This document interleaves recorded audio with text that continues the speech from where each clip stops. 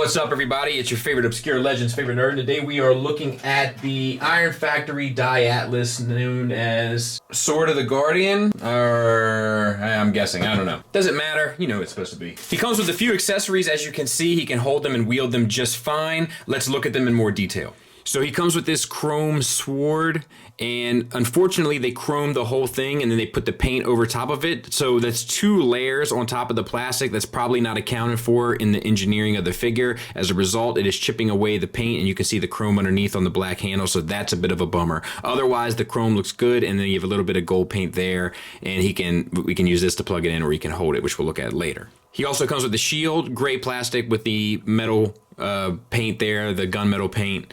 Good enough. And then you have an adapter that you can put on either one of these holes here, and then he can hold that to wield it as a shield, as you saw in the opening footage. Or at least I thought you could put it in either one of the holes. That's not wanting to go in, is it? Maybe you have to do it on this side? Yeah.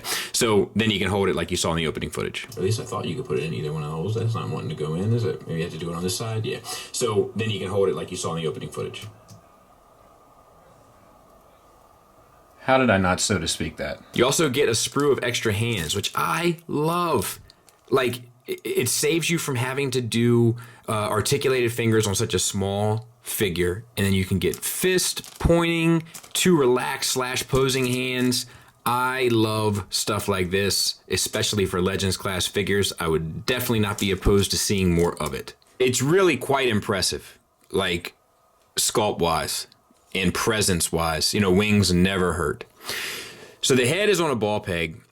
The yellow bits are painted, the silver face is painted, and the eyes are painted red. You get good down, good up, and the side to side. Just be careful when you're going to manipulate it. You like naturally want to use the antenna, and you can get a lot of torque on that and cause some damage. Waist swivel as well. We have a gunmetal finish here on all the gray. It looks great. And then we have the red paint, silver paint. This is just blue plastic, I think. Yes, and then that gunmetal paint is added on, so that works well. The shoulders, as you can see, are on a very strange ball peg here into a hinge at the shoulder there. As a result, you get a ton of articulation. Even given these giant shoulder pads, you get the arms all the way up to there, down to there, and then you can swivel them all the way around, out to the side, whatever you pretty much want to do. The same gunmetal finish, and then red paint. Could have used a second coat on that red paint. Bicep swivel, double jointed elbow, get you the full range, and then the wrists are on, obviously, ball pegs, but they're also on a little hinge, so you can get them up and down to taste as well. So that's nice. At least I think those are ball pegs. Let me make sure of that. No, they're on swivels. We just looked at them. What am I doing? Same on this side. Blue paint added there to the crotch, I believe. Or it could be the gunmetal paint on the blue, which is probably what it is. These hip flaps are on hinges. They will get out to the side. So you can get the legs all the way out for the full Van Damme. And front and back, if we move this, pretty much the full Monty, I say we give it to him. We have a thigh swivel. We have some red paint and silver paint down in here in the leg area. You have a double jointed knee to get you a great range on the foot, or the leg rather. And then you have the ankles on ball pegs attached to a hinge, so you can get no real ankle tilt down. You do get a toe tilt up, which is nice. You get an ankle tilt up, which is more important anyway. And then on the ball peg, you get a pretty impressive rocker. And then on the back, there they are, and you can articulate the wings here at the hinges a bit to get them out of the way or angle back a bit. Nice red gunmetal paint on there as well. So really extremely well done. All right, let's transform them. Open up this bottom portion here. Ooh, that's scary tight. Fold the hands in. Ooh. Yikes. That should go a little tighter there. That does not feel good. All right, same on this side. All right. Then you want to have these angled like that, and then you want to fold these up and plug them in. we can turn the waist, and you have to get these legs like where the ball peg connects to the hip. You want to turn that 180, and then you want to turn this 180 so that the yellow bit there is exposed. And then you want to have your tread obviously here and then spun around. So we'll do that again. Get this hip skirt out of the way. And it is stupid. Stupid tight. There we go. Let's see. There we are. And then the tread out and spun around.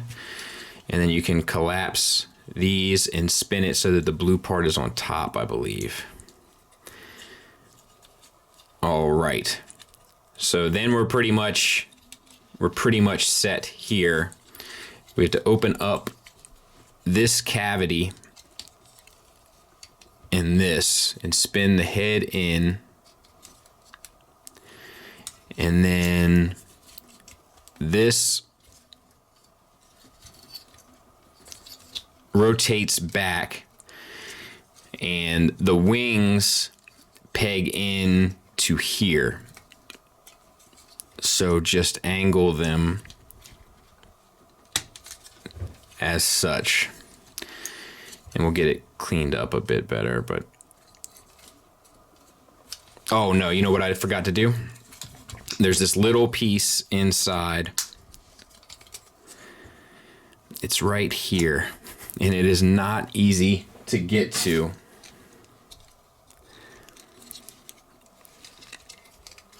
Let's see. There it is. We want to get that out and around. Oh boy.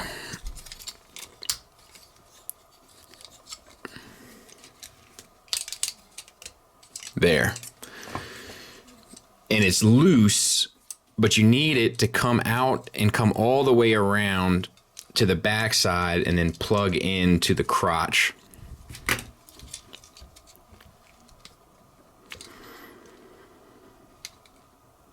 There.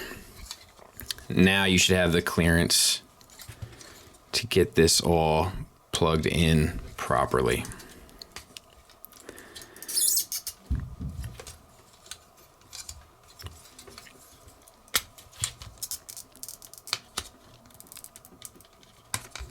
Good night. Okay, then angle these back here and here, and you can sort of sort this out.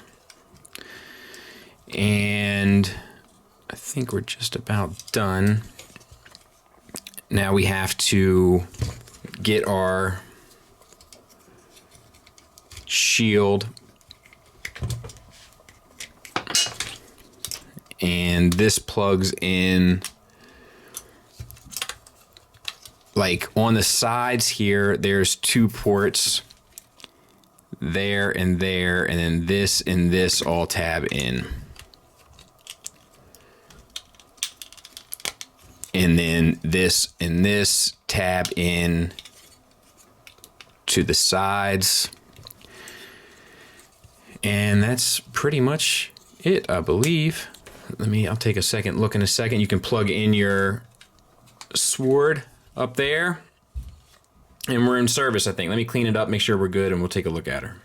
There it is next to Tiger Track. So it's a pretty good size, especially for a Legends. You know, I think it does the job fairly well. It's a very interesting, kind of fun and intuitive transformation. I think all the detailing's come through. There's a lot of like gappiness down in here, you know, and I don't know if you could tighten some of that up, but that does kind of give away, you know, the suspension of disbelief a bit. But even with that being said, I'm surprised they didn't include a flight stand for this guy. They've been pretty good about doing that with their flying figures. So I don't know, that's a bit of a bummer. But you got the treads, obviously they don't roll or anything. So yeah, I don't really have any real issues with this other than how gappy it is, but you know, for a Legend size figure, I think it's easily forgivable, honestly. Size comparison wise, there he is with a Hasbro Legend and an Iron Factory Legend. Final thoughts wise, my only issues are the same issues I always have with Iron Factory, and that is that some of the tolerances are a little wonky. Like the little flaps in the forearms especially, like it's just scary tight, especially on one arm more so than the other. My other issue is the paint on the sword is going to scratch like the more you use it, so you know, be mindful of that, or you can go back with a black gloss and touch it up. Not that it's an issue, but something you want to be mindful of are the antenna and such. You can really get a lot of torque with them and cause some pretty significant damage to your figure. And then the one clearance piece on the piece that has to swing through to attach to his crotch is a bit of a pain to deal with. But other than that, this figure's pretty spectacular. Articulation is awesome across the board. I love the swap out hands. There's tons of paint on this guy and it all looks fantastic. Has a strong presence, especially for a Legends figure. And I wish it would have came with a flight stand too. But other than that, I mean, it's a strong recommend from me. It's really, really, really well done. Probably one of my favorite Iron Factory figures I've messed with to date. So thanks to Robert D for letting me take a look at this, and thank you for listening. Thanks for watching. Until next time, take care.